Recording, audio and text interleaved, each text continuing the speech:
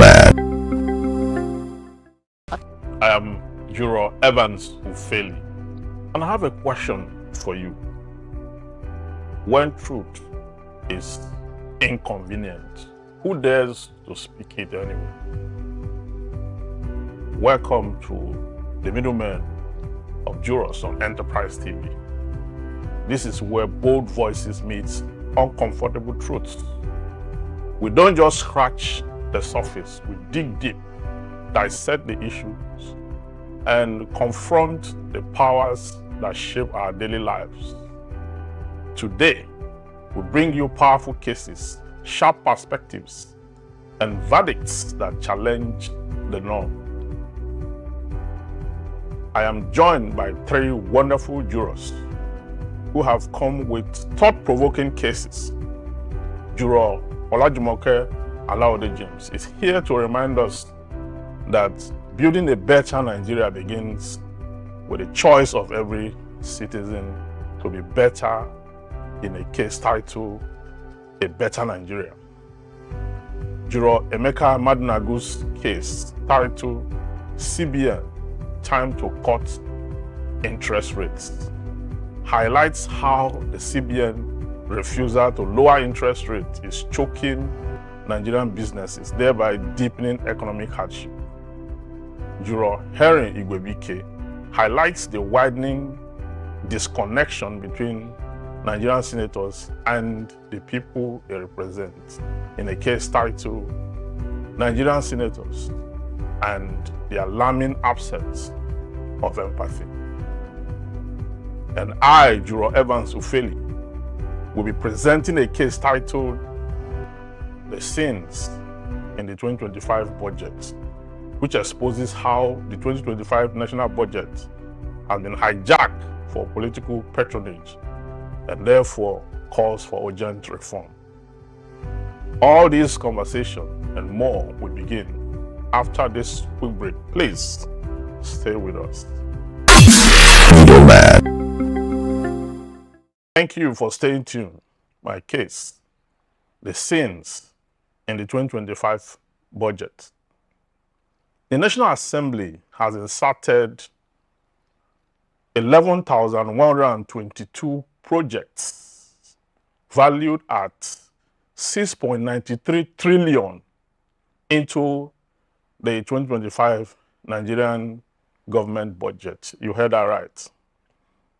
Budget, a leading civic technology organization advocating for transparency and accountability in Nigerian's public finance report, revealed that what started as occasional irregularities in the budget has become a deep-rooted system of exploitation, with the National Assembly using the budget process to advance political interests rather than national development. The budget's analysis showed that 238 projects valued at above 5 billion and totaling 2.29 trillion were inserted with little or no justification. Furthermore, 984 projects worth 1.71 trillion and 1,119 projects valued between 500 million and 1 billion, amounting to 641 billion, 38 million, were indiscriminately added, sparking concern about their relevance and alignment with the country's priorities. The insertion of over 11,000 projects worth 6.93 trillion into the 2025 budget by the National Assembly is not just alarming, it is an assault on fiscal responsibility. The trend, increasingly normalized, undermines the purpose of national budgeting, distorts development priority, and redirects scarce resources into the hands of political elites. Nigeria cannot afford to run a government of project without purpose. We urgently need transparency, constitutional clarity, and a return to evidence-based planning that puts citizens, not politics, at the center of budgets.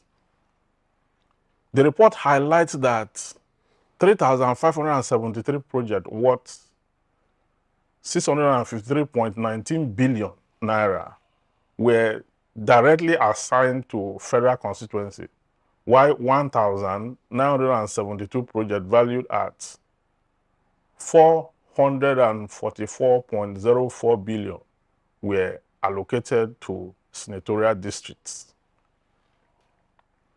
Significant anomalies include 104.77 streetlights projects worth 393.29 billion, 538 boreholes totaling 114.53 billion, 2,122 ICT projects valued at 505.7 billion, and 6.74 billion earmarked for empowerment of traditional rulers. Budget also noted that 39% of all inserted projects, 4,371 projects, worth 1.72 trillion, were forced into the Ministry of Agriculture. 242.5 billion to 1.95 trillion. The Ministry of Science and Technology and Budget and Economic Planning also received bloated allocation of 994.98 billion and 1.1 trillion respectively.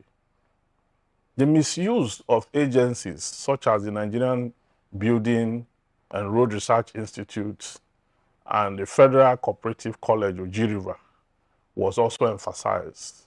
These institutions were burdened with projects unrelated to their mandate, leading to inefficiency and waste. For instance, the Federal Cooperative College was assigned 3 billion naira for utility vehicles, 1.5 billion naira for rural electrification in Rivers State, and 1 billion naira for solar lighting in Enugu State. Despite budget's formal letter to the presidency, Budget Office and National Assembly under the Budget is a Mess campaign, no institution has taken responsibility or responded to the findings. The silence from the presidency remains particularly concerning. My verdict: I hereby urge President Bola Tinubu to exercise stronger executive leadership in reforming the budgeting process to align with the medium-term National Development Plan 2021 to 2025. I hereby call on the Attorney General and Minister for Justice to seek constitutional interpretation of the National Assembly's power to insert capital project without executive approval. Anti-corruption agencies such as the EFCC and the ICPC are hereby called upon to investigate this insertion. I also appeal to the citizens, the media, civil society, and development partners to demand accountability and reform, stressing that the 2025 budget must serve Nigerians' interests rather than those of privileged few. I shall go to Rabbi again. So the CEO of Budgets, Seun Oluyede, was invited to join the government as the head of one agency, you know. or was it PA or special advisor to the president? Turned it down some years He ago. turned it down. I think it was President Buhari, if I'm right. Yeah. He turned it down. And I touched on, the Co-founder, actually, co-founder. I touched on the 2025 budget in my case and citing particularly the National Assembly's insertions, right? And mentioned that these insertions are not even about the people. Being the agency or the institution of government that has the oversight function against what the executive is doing, they can say, no, this is not important this year. We don't have money. We'll do it next year. Yeah. Let's put in more money into funding education. Or there was a large flooding in, for instance, say Anambra State last year. Let's put in a bit of this money that you are going to use to do this into flood management or palliative. They have the oversight function and can do that. However, in Nigeria, the National Assembly, they overuse such powers to profit themselves. It was President Obasanjo who started the constituency project thing. They claim because he wanted a third term, and so he was putting monies into the hands directly of the National Assembly members. They also claim that these monies do not actually go to them directly. They're supposed to just come and recommend, okay, you know what your constituents want. You are their representative. What should we do in your locality? So should it be a borehole or a road or, local electrification, whatever it is that your constituent needs.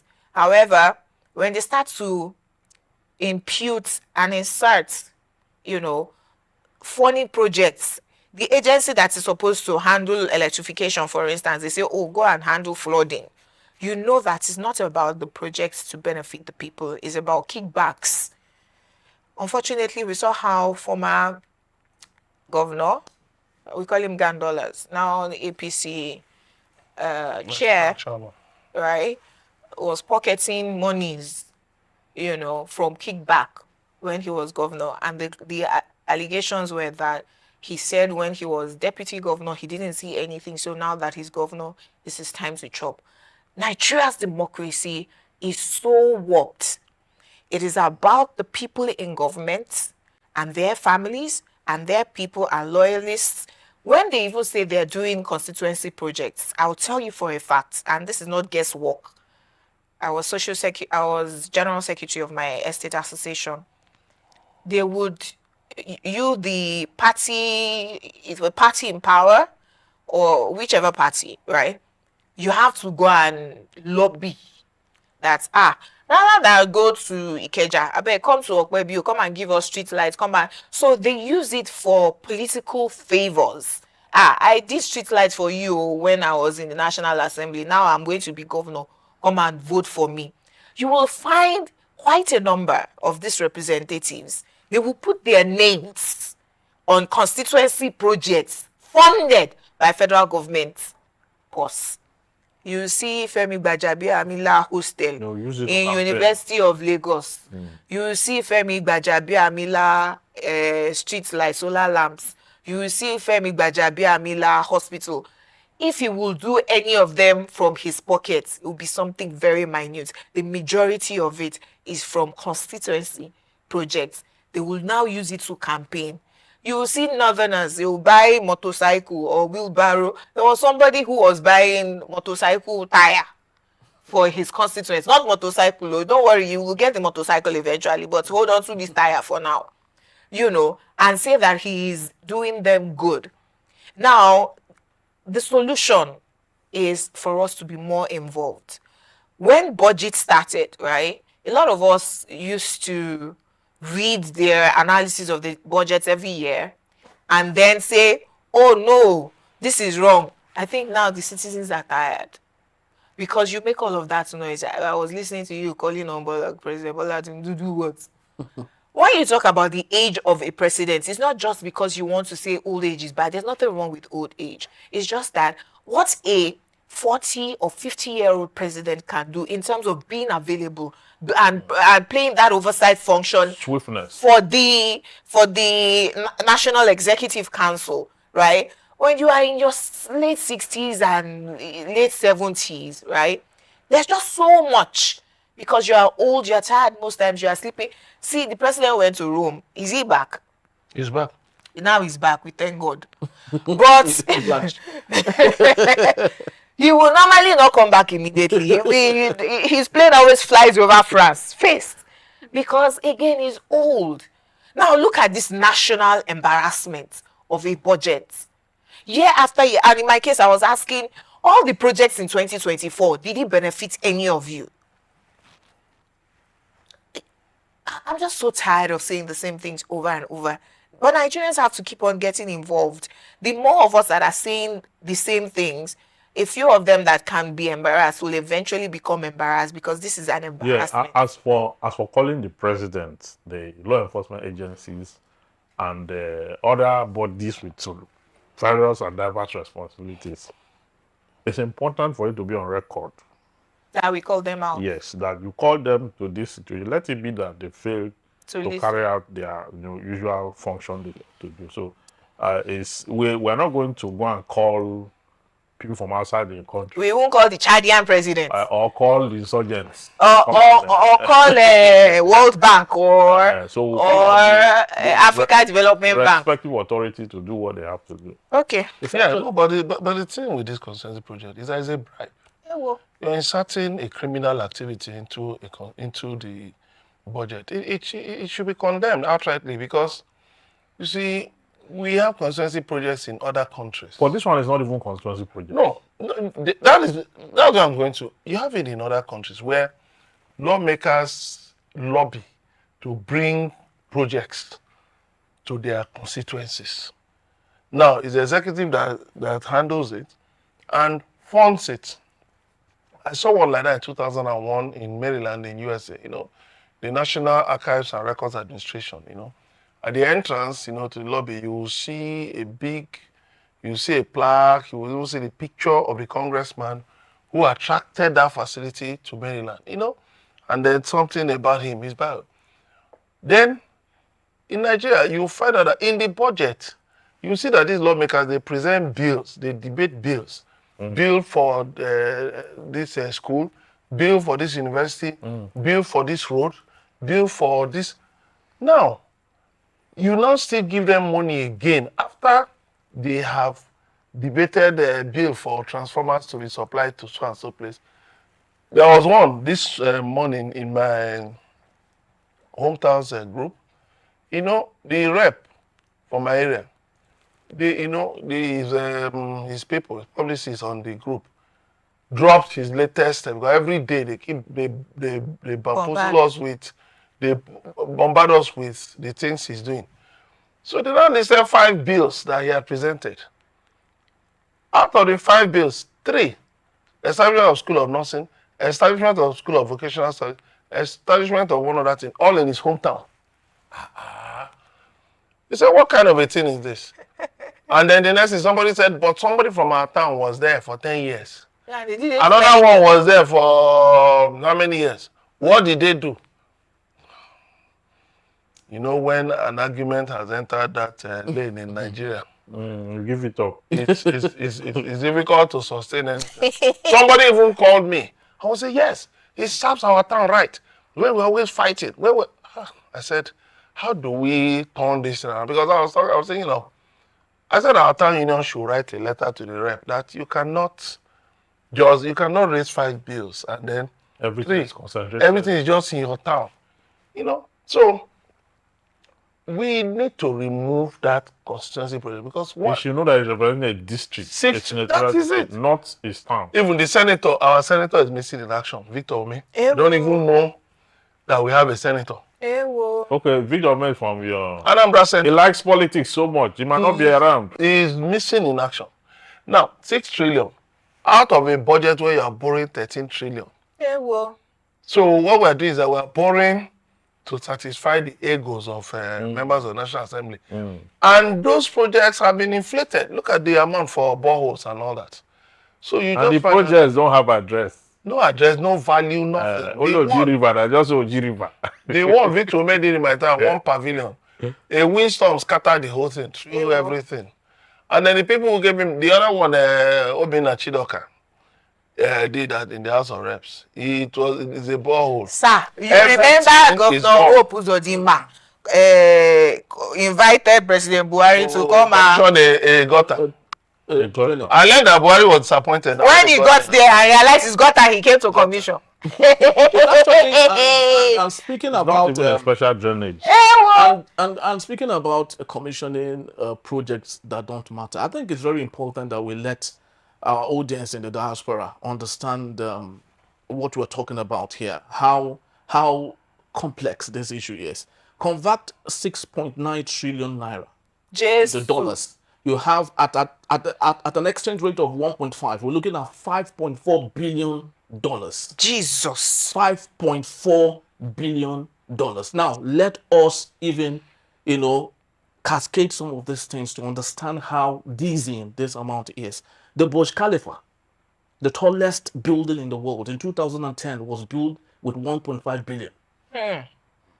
The London Crossrail Road, which is an expansion of the railway in London that about between 10 to 15 million people use every year, was built with $5 billion. In Qatar, they just ended the World Cup. The city of Lasalle, the whole city was revamped, constructed, road, railway, stadium with $5 billion. And we 5.2 billion is what we're talking about here. Sometimes when we, when we speak naira, it looks like we're talking about 6,000 naira or something. We're talking about $5.4 billion. That is enough to build a city and turn it around. How much did Dangote use to build Dangote refinery? 20 billion. Now, if you just use a fraction of this 6.9 trillion, right, to just electrify or expand transmission, because we generate about 12,000 megawatts, but we can only transmit, which is federal government in the middle. How much will it cost you to 5,000 take down this the old grid? All the old grids and put President Buhari even signed into law that we can do small grids. Nobody is thinking let one state government, let one state government say that, look, we are no longer using national grid. We are setting up our own mini grid comprising, gas, thermal, solar. Hey. But you know what the problem is? This government is scratch my back, I scratch your back. Yes. The reason Tinubu signed it is because they are working together in criminal concerts to make sure that they depossess the Nigerian citizens of their birthright. That is why a president will ignore any caution letter from anywhere and just sign it. The last thing I said, the person who protested said he didn't know mathematics. Yes, because at the end of the day, we saw what happened when the president declared state of emergency. How that even when the National Assembly have not even sat to determine the fate of it, they have sworn the man in. That is to say that this is a done deal. We are doing this thing together. I see our democracy is so at the end of the day, the citizens are the worst hit. Very true. It will always remain like that until something change until we hold them more accountable somewhere. So, what does justice look like in a system that has forgotten our people? Don't go anywhere, as Juror Olajumoke James will be here to present her case titled A Better Nigeria. Do stay with us. Thanks for still being here. And we are the jurors on the Middlemen. My case is titled A Better Nigeria. I saw a video of how a 14-year-old student was shot on his way to his WAEC exams in Oyo State. His father, who was driving on one way, refused to stop when accosted by Oyo State Road Traffic Management Authority, OITMA, personnel and police officers. He hit many vehicles, covered, and was shot at while escaping. When finally chased down, his son, whom he was allegedly driving to his exams, which may be the reason he stubbornly refused to be arrested, had been hit by the bullet. The consequence of driving on one way in Oyo State is an arrest and a fine not a death sentence. People blamed him for not stopping. Others blamed the police for using brutal force for a traffic offense. I was just screaming, why is no one taking that boy to the hospital? Where are the first responders? What of first aid? Rather than leaving him on the ground and wailing over him. In the video, though bleeding, the boy was still alive. His father chose to drag the policemen. The Oitma personnel were looking for who shot the bullet, obviously trying to pass blame. The emphasis was not on saving the victim. I heard the boy died. You know, I have zoomed out of Nigeria in the last 2 years. My body's here, yes, but my mind isn't. I don't want my heart to keep breaking, so I'm protecting my mental health. However, this is how Nigeria got to where it is today. Good people abandon politics for thugs and miscreants, and we expect them to possess honor, dignity, compassion, and even competence.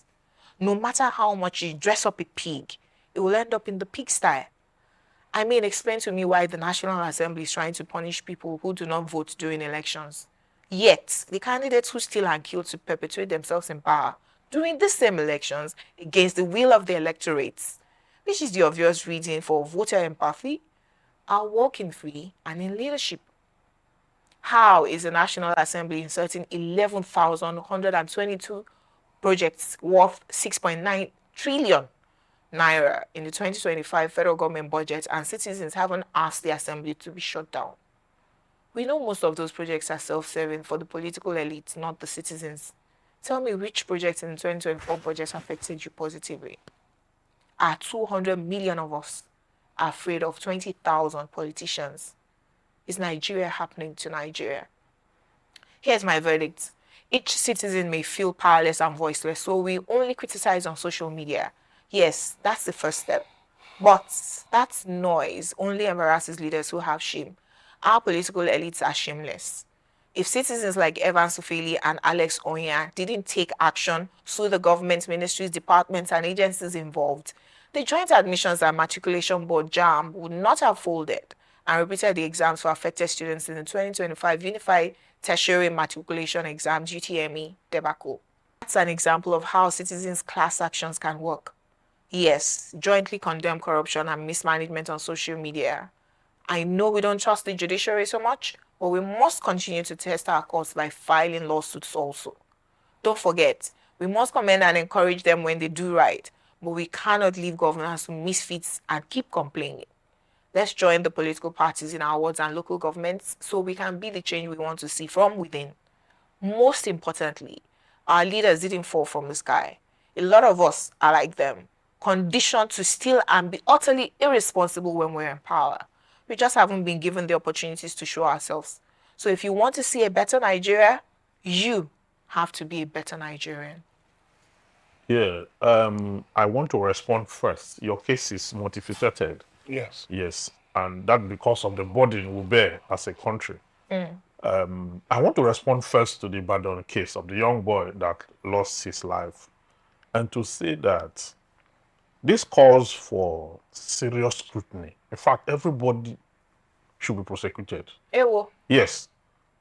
For those who were there when the boy was dragged out of the car and was bleeding and was still alive. Very much alive. Why didn't they take the boy to the hospital before they come back to fight whoever shot? They chose to fight first. Our priority is always misplaced in this country. Jesus a little Christ. boy with so much potential of that magnitude, could not have, his country disappointed him at the pool of his blood. The country could not rescue. First responder, no first aid. No first aid, nothing. And God. That boy had to die that way.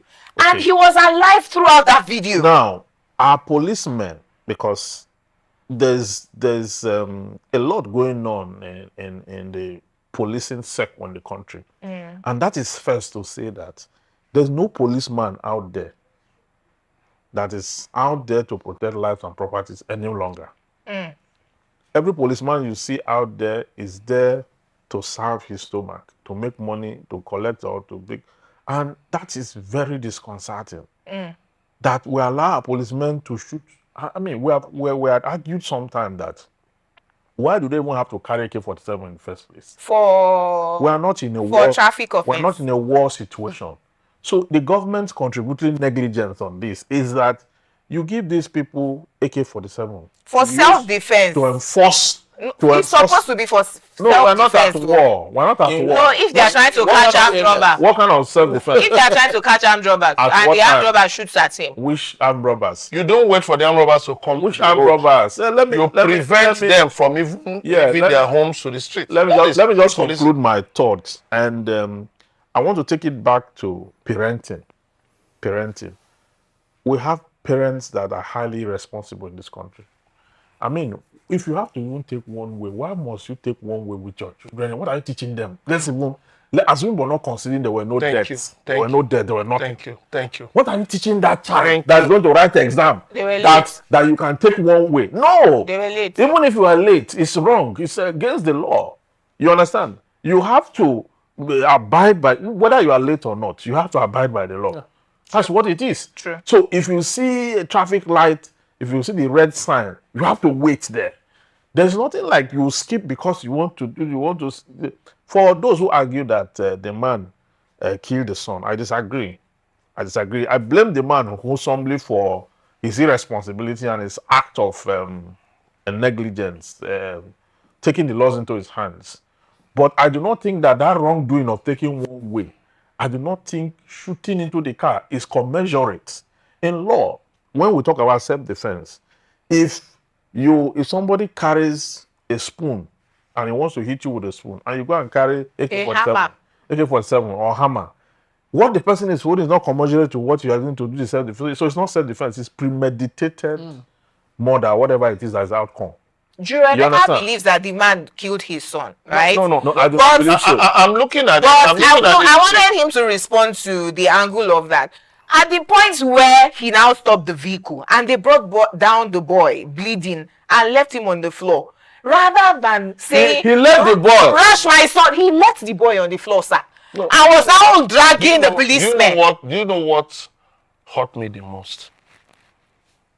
That is why, like Apostle Paul said in the Bible, he said, all things are lawful, but not all things are expedient. He repeated, all things are lawful, but I will not be brought under the power of any.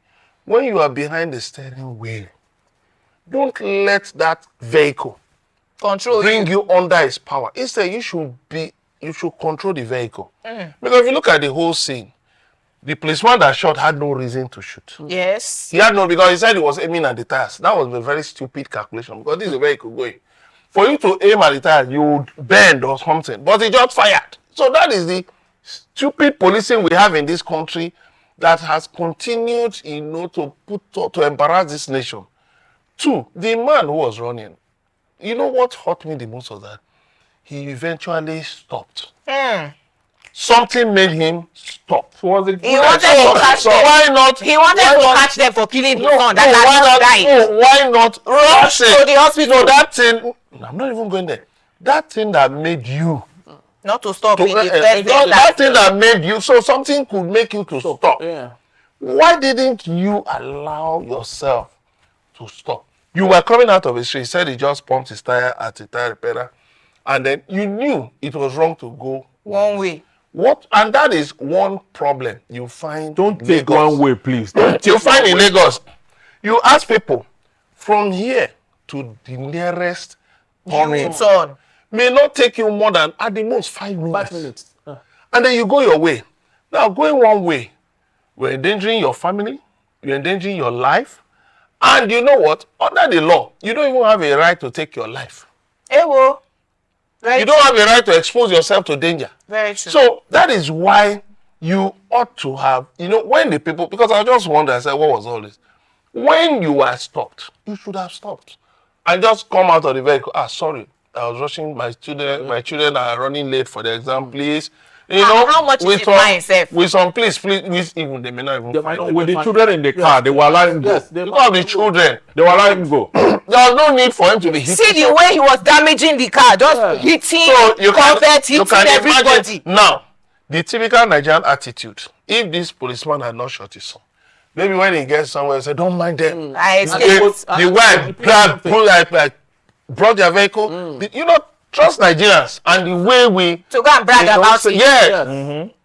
So the thing is this: there was a Nigerian some years ago in the US. He was sentenced to how many years in prison because he drove so recklessly. He said he was rushing his daughter to school. I think there was an accident. The daughter died. Oh God. So he did even in the court, he had to be restrained because That's manslaughter. he was just, demonstrating some theatrics, shouting in his daughter's name, where are you? This, just behaving as if something had come over him. But he eventually calmed down and then the court sentenced him. So I don't know if it's something that has to do with us as Nigerians. Is it a mental health issue? But it's not just here. We even exhibit it abroad. Nigerians going abroad to go and engage in court fights. Was that not why they banned Nigerians under 30 from coming to Dubai? Yes. From going to UAE when they were fighting in Sharjah on the street? Cultism. On the street with axes and all that. Even in France, I learned that recently, not long ago, some cult guys engaged in a fight in France. So we just export some of these crude behaviors abroad. You can imagine what is going on here. We need to really, we need to control. To be better Nigerians. Yes. You just capped it. Let's be better Nigerians. Because somebody was saying something yesterday that reminded me about the book written by Barrister. That, after Italy, that one Italian Prime Minister said, we have built Italy. Now let us build Italians. We built Nigeria. Let us build Like Nigeria. Barrister said in his book, we have tribesmen, but we don't have citizens. So that task of building Nigerians is what we need to do so that we can have a better Nigeria. When people say God bless Nigeria, ask them, what do you mean? Is it that Nigeria is suffering the deficit of blessing? That we need God help Nigerians, because Nigerians are the ones destroying Nigeria. True. Very, very true. You see, everything that happened, if you take a closer look at the viral video, were very lamentable. At the same time, very avoidable, both on the side of the parent of that young boy and officials also.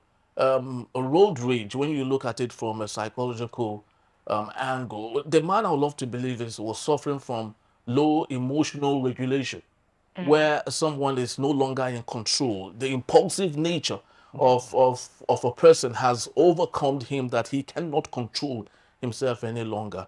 I went down to take a look at his history, and I found that he said the wife had left him over 7 years. Oh. Yes. So he has been taking care of the family. And I heard it was a twin, the Yes. one that died. Yes, that- Died so- in the presence of the second. So the pressure with the man, taking care of the family, because he said, according to him, he has promised himself that despite the fact that the wife left them, that he was going to take care of his family as much as he could. But at the same time, that wasn't enough excuse for him to go on road raging and all of that, because everything Driving that against traffic. Anything was can just happen. plainly- Driving That's against one thing people don't realize. Anything can happen. That policeman, you can even jail him, even sentence him to death, but His boy will never come back. His boy will never come back. boy- So that is why people must be careful. That is why he should not have been dragging police first. He should have gotten that boy to the hospital first. That's my pain in all of Yeah. this. Is it responsible for you to have your child Your child has been jail, shot. and then you are And fighting police? he's unconscious. You have dragging police. The boy wasn't dead at this point.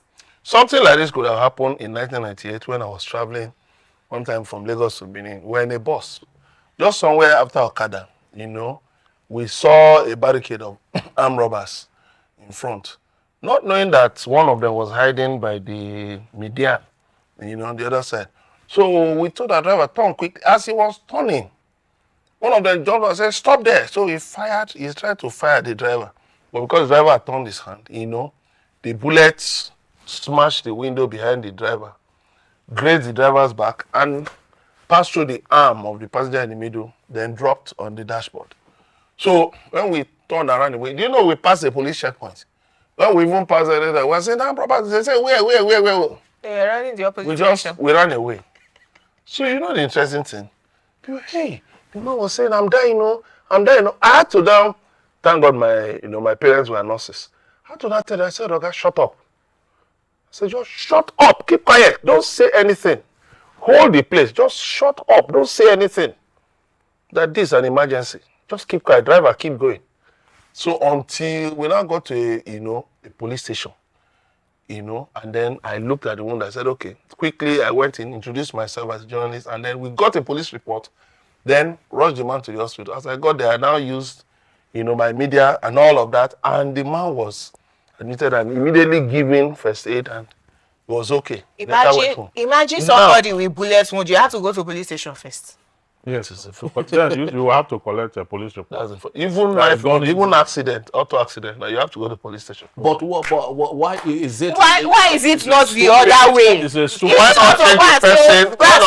not save the life first? It's a stupid the way of being. Yeah, that's part of the responsibility we are talking about. Hey God, you need to make a report to the police. Pretty much like criminalizing not voting during election. Exactly. But the people who are killing people during elections to perpetuate themselves in power, those ones, they are the ones who are the leaders. Those ones are clowns. So that tells you that how do we get a better Nigeria?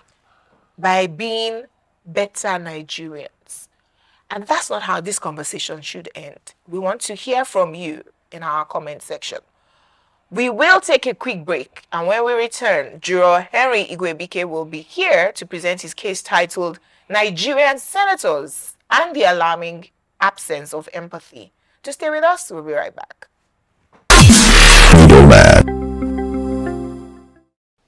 Welcome back to the Middlemen of Jurors. Now let's dive into our next case.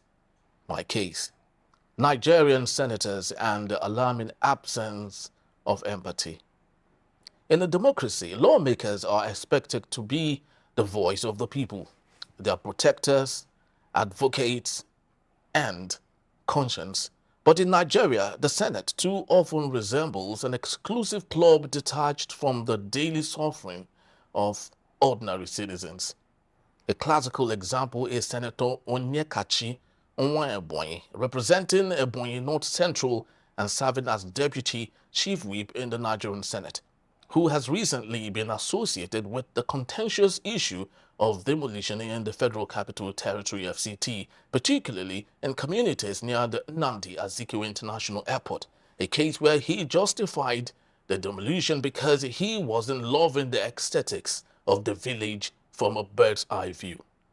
While millions face crushing poverty, insecurity, poor healthcare, and a failing educational system, many Nigerian senators are preoccupied with self-serving agendas, luxury SUVs, bloated allowances, and political power games.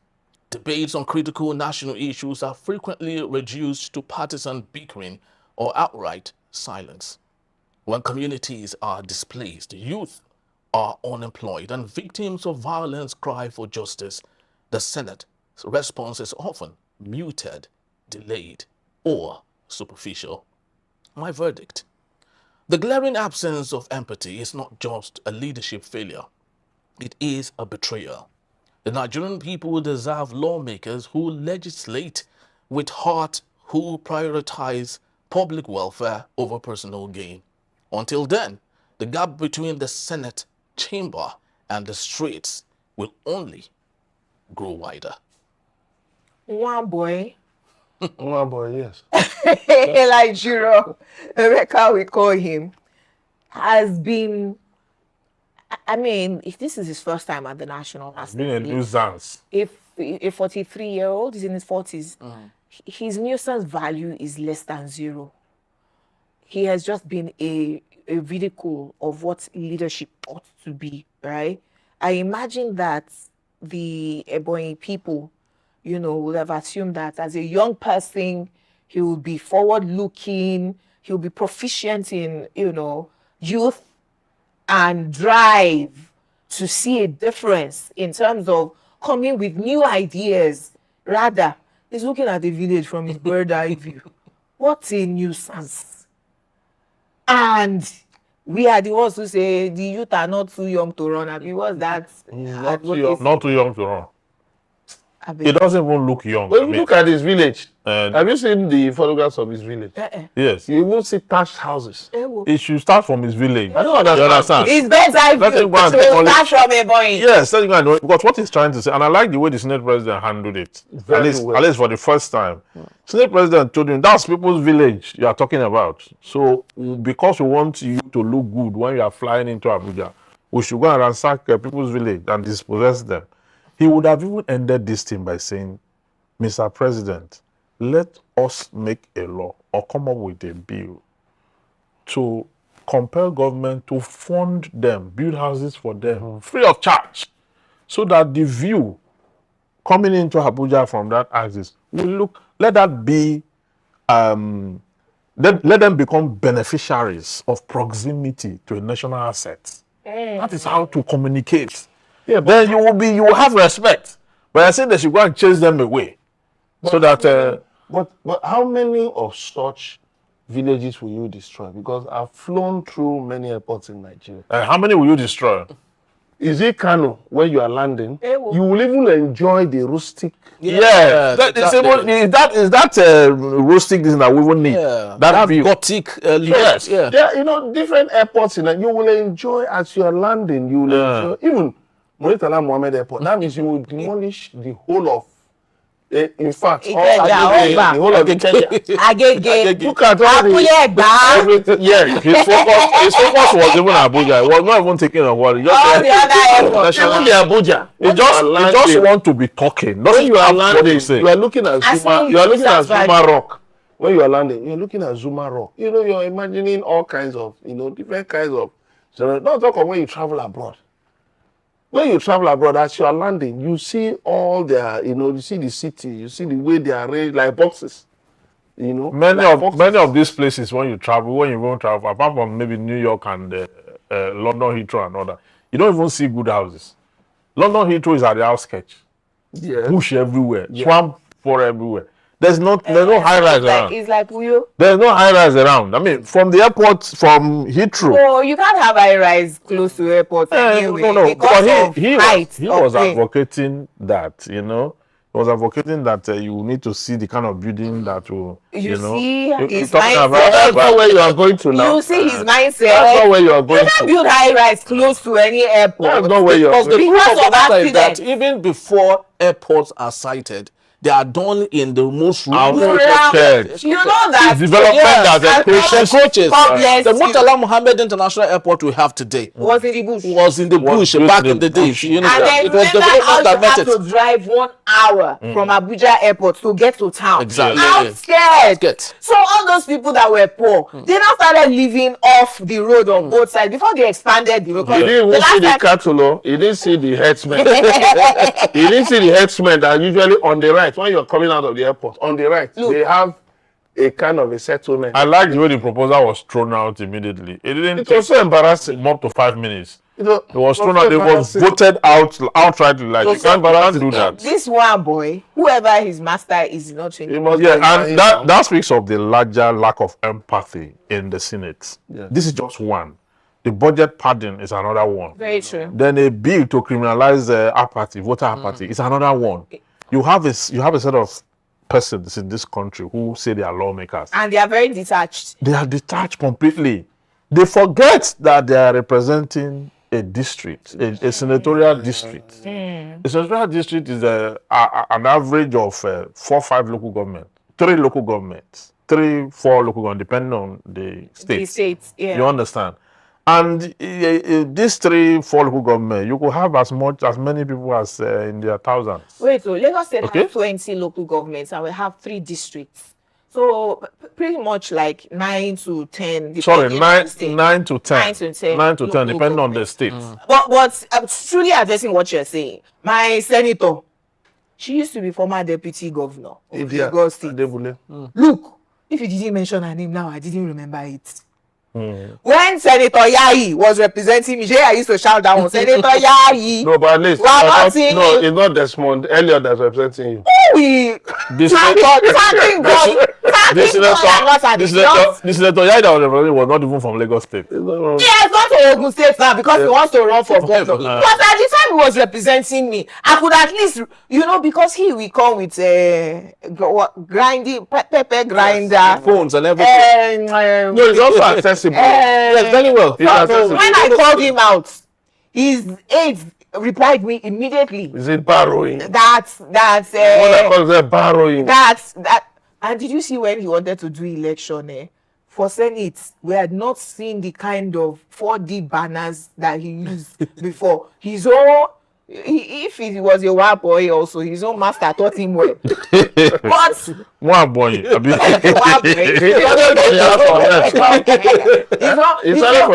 master taught him well because the quality of I already knew this one has money. The quality of the banners and posters. But they responded to me and said, that he does the empowerment. I said, I stay in Ikeja. I've never seen his empowerment. And then they now came to show me how he empowers his loyalists. Yeah.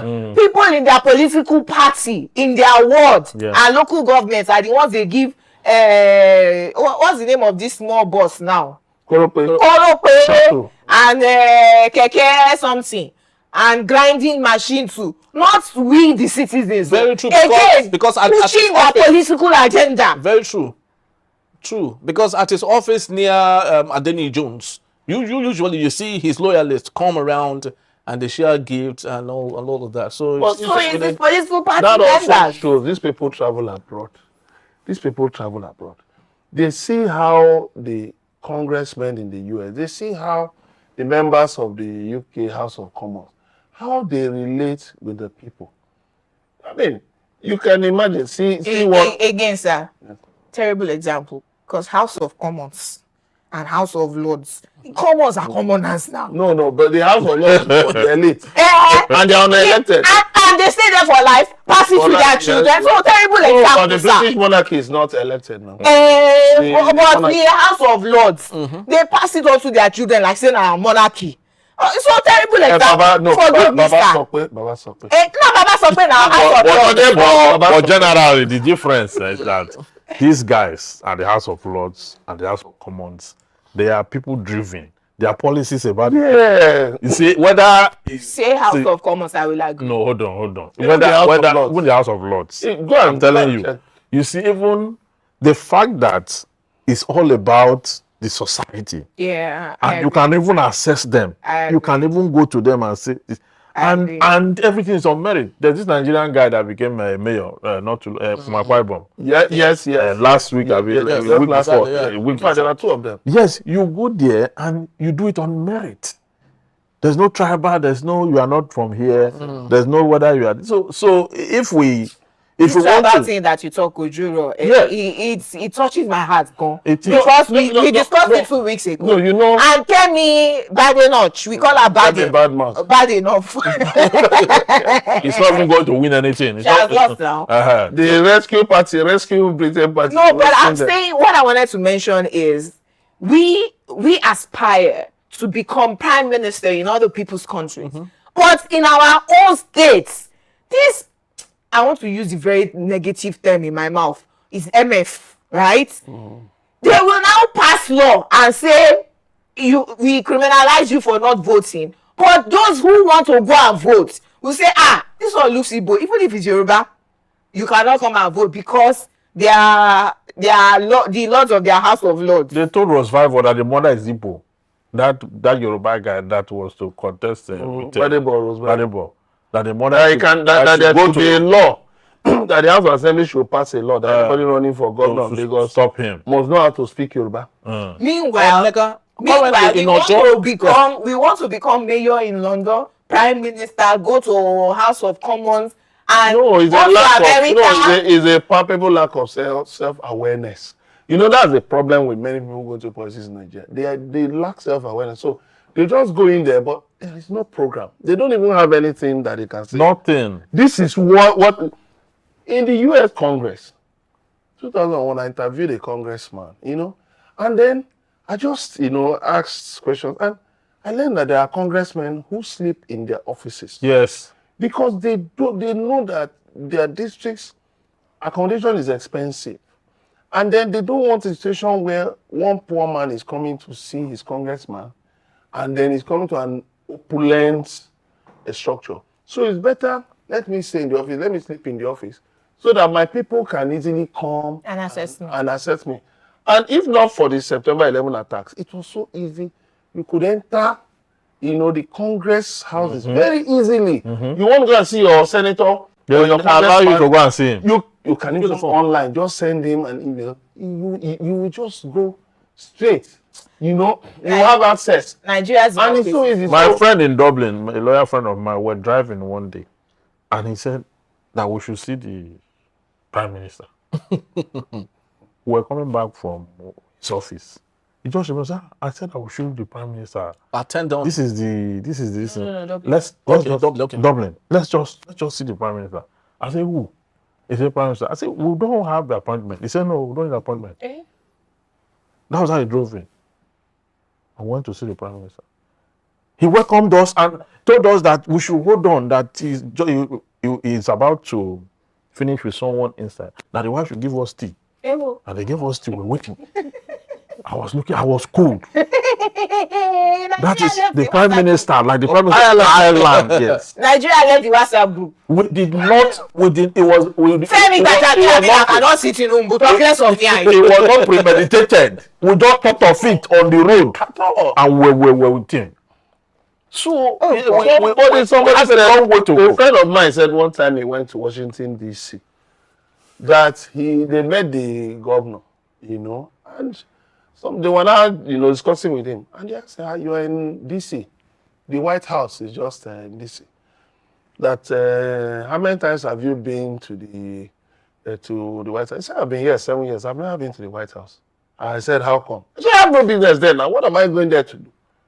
I have my business in my office. I go to my office. What am I going to the White House to do? That's a governor who had been there for 7 years. So that tells you that, honestly, whether it's in the Senate... Honestly, democracy works for them. It's not working for us here. I don't think democracy can work here. Democracy is not working for us here. I don't think it can work. I think we should insist on it because that's the best form. That you want to force a round peg into a square? No, the problem is the character of people we allow to go there. Because don't forget, in the Second Republic, we had a senator, David Dafinone, who refused to take salary, who refused to take allowances. It was accessible. We had reputable senators, even in the First Republic. Amadu Bello, who was premier of the Northern region, used to drive in an open sedan. There was a story that one time he saw one man who was stranded by the road, and he told the man to enter his sedan and took the man and said, okay, you are going my way. And he dropped him. What about Murtala Mohammed? Why was he killed? Because he didn't have a convoy and all of that. Is that not why Murtala Mohammed was killed anyway? Yeah, but so they have learned from experience. Like Barrister will say, let the police be there to guard everybody. Let's not have all these convoys and all that. Very true. I agree. Very true. It's still the middlemen of jurors. And when we come back, Juror Emeka Madunagu will be here to present his case titled CBN, Time to Cut Interest Rates. Right after this break, please do not go anywhere. Thanks for still being there. This is the middlemen of jurors. My case. CBN, time to cut interest rates. The front pages of major newspapers on Thursday were dominated by complaints from the organized private sector against the Central Bank of Nigeria's retention of the monetary policy rate at 27.5%. Expectedly, entrepreneurs and influential business groups classified as the organized private sector have asked CBN to work towards reducing the MPR. The MPR is the benchmark interest rate at which the CBN lends money to commercial banks. Essentially, the MPR is a key tool the CBN uses to manage the economy, influencing interest rates and the overall cost of borrowing. The OPS argues that these rates are detrimental to private sector development, especially for MSMEs, and are making it difficult for businesses to access affordable financing. This way, it has made it difficult for businesses to expand, innovate, or even meet basic operational costs. They highlight the importance of affordable financing for MSMEs, which are considered the engine of job creation and productivity in Nigeria. The high interest rates are squeezing these businesses and limiting their ability to grow and compete. Ordinarily, the MPR is hiked to control inflation. However, its retention, despite its being unable to tame inflation, currently put at 23.7% year-on-year for April 2025. This is a slight decrease from the previous month's rate of 24.23% as reported by the Central Bank of Nigeria. Businesses depend on credit to run efficiently and sell off inventories and take care of overheads such as salaries. But the OPS argues that retaining the MPR at 27.5% is not in tandem with the touted reforms of President Bola Tinubu as well as his Nigeria First policy. They have urged the CBN to provide a roadmap for the future easing of interest rates to help businesses with long-term planning and to signal a cautious approach to easing interest rates based on sustained economic improvements. My verdict. It is sad to note how borrowing has become so difficult for businesses which depend on credit to thrive. Only government is able to borrow and pay at exorbitant interest rates fixed by banks. Fintechs even charge as much as 120% per annum compounded interest rate. The loan default rate in Nigeria right now is quite high. The banks are being squeezed badly and it's telling on the economy. The CBN must draw up a roadmap for easing interest rates to enable the economy to breathe and allow businesses to do better. The current climate of insecurity, poor power supply, high numbers of unsold goods, multiple taxation are issues that should be dealt with urgently by the Tinubu administration. Very well. Interest rates go a long way to determine the economic viability of a country. Transactions will not go well if the banks are not lending. And when the CBN comes up to talk about regulation, there's a way the CBN will press the commercial banks. The commercial banks will stop. They will not even be giving again. They will just tell you they have no money to, because sometimes what the CBN fixes is not what the commercial banks give. It's not the rate, because the commercial banks are looking at their own revenue, repayment plan, percentage or interest rate that will keep them in business. Yes.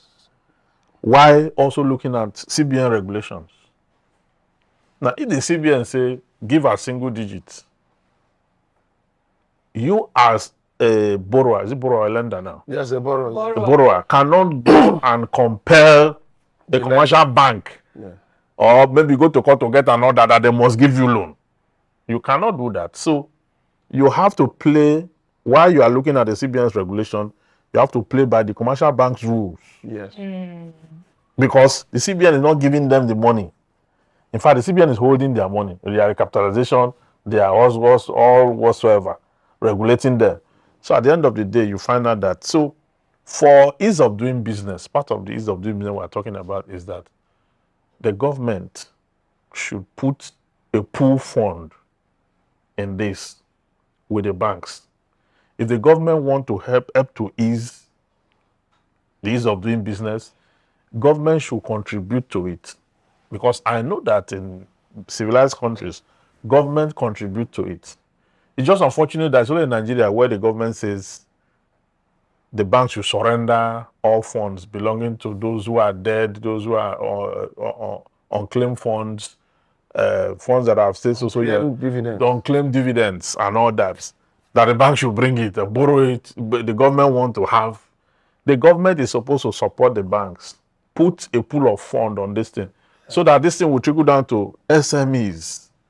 Small and medium-scale businesses will be able to access, because at the interest rate today, you know what it is. I used to take loan. Sometimes I'll take a loan of 5 million. And by the time I pay through 6 months, by the time I calculate everything, I would have done 7 million plus for 5 million. Because anytime I ask for it, if I ask for it now, I'll get the credit before I finish the show, immediately. But when you start to pay back, you'll not be paying 1 million plus every month. for the next 6 months, when you check everything cumulatively, you are paid 7 million plus, which is high. Very high. It's high. So at the end of the day, you are saying you are reducing ease of doing business to CAC registration. It will come out in 2 weeks. As if that is the ease of doing business. Yes, when certificate comes out, you now go and meet the bank for loan. Then the bank will start to give you interest rate that is not that you cannot. Even the fintech is worse. Maintain. Now 5 million, you end up paying 11.5 million. A lot of them. When you look at the nano lending, this Palm Pay, for want of not calling brand, they didn't pay us for this show. So many Nigerians are owing them. Okay. That's why they loan default rate. Yes. The default is high because the interest rate is very high too. Interest rate is playing a role. Because the banks borrow from CBN. These fintechs also borrow from the banks. From the commercial banks. So at the end of the day, the lending, minimum 27.5%. The banks will add management fee, add all those things. Then you are coming to about 35% from the banks. That won't even lend you money. Unless you have a special relationship with them. Then when those fintechs now borrow from them, you are going to 50%. So because of the loan default, they've now devised a way of saying, okay, fine, if they lend money to maybe 10 people and 6 don't pay, we can make our money back from 4. Which is what I was lecturing one of them. Okay, then they are not making room for to a buffer to protect themselves. Yes. Because if you look at the interest rate, 10% compounded per month, that's 120% in a year. No, but eventually they still make their money because the same loan is insured. The fintech insured those loans. Yes, but the rate that they charge people is too high. So it is those who borrow and pay that are now carrying the burden of those who refuse to pay. And you know in Abuja now, they used to put the names on billboards. Yes. Even in Benin. They will put your name and your picture on billboard on the expressway. For somebody who is poor enough to borrow and not to return. Again, if you are online a lot, these loan sharks, they're supposed to be loan apps. They are throwing all the loans at you. No, they are calling you to come and they are the one owing them. Yes. You must take loan. They don't let me sleep. Oh. You must take They loan. are asking you to come and take. So now, when you now borrow it to eat, you know, it's a different thing when you're borrowing to do business. Yes, you make profits and you pay back. When you borrow it to eat, because they have thrown you, take 10,000, take 50,000. And then you now go and put your picture on billboard. They even call your relatives. So what? They say that the person is dead. He has died. Why are you asking? They say the person has a sickness. Why are you asking me to pay that? Those they put their picture, they know that there are people who will be embarrassed. Not the ones that have given up on existence. The ones that will really be embarrassed, they know from their record. So this one will be embarrassed. What I heard of these loan apps is that while they operated in China, you know, like the Yorubas will say, run to your money, don't disgrace your family, remember the house from which you're from.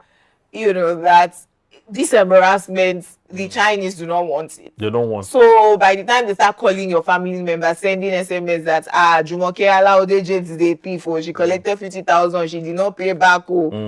Most people, in trying to prevent that, will go and find any means of paying back the loan. They send it to your employer. Not in Nigeria. They send to your employer. Some people on that is not paying you. some people on social media. No, but your employer will not call you now. They start to verify. Why are you dragging the Some people on social media. It's the name of your company in the loan app. I was ready. You feel where you work now. I was ready. What you are feeling, you feel. Sir, I say these people, all you need, just download the app. Put in your BVN. You put your account number. They don't ask you for address. If you collect a loan with the name of a company, that is a commercial loan. I said they don't even ask you for your address because they believe that your BVN has your biodata. Just your BVN, and that's all. And you know what they do? You know withdraw. You know what they do? Like one person can set up like 5 loan apps. So once you do business with one, your details are shared to the other. So they'll yes, no, you that's left it. and right, calling you morning, afternoon, night. you'll be wondering. I mean, once they have your BVN, they have you actually. Even to They have everything. Yeah. even to apply for visas and all of those things become difficult. They have, you know. yeah, they have everything. But all of that's going to put faces on billboards for what? For someone who's no, but there are some people like that thing is working for them because people come to pay back. Yes. Go and remove my name for there. Have your money here. Go and remove my. I've seen some people on social media who said I'm owing so and I will not pay. Come and kill me. Now I've seen people. Those ones have given up. There's one minion. I will not call it the political party. People already have an idea. Who he's owing loan at 500,000 naira. He says his fish pond business is not doing well, and that he uses 20,000 naira data per month. Me, I just loaded 20,000 naira data. Now you know they take me 1 month. Data is so expensive in Nigeria now. And then you loaded your 20,000 naira.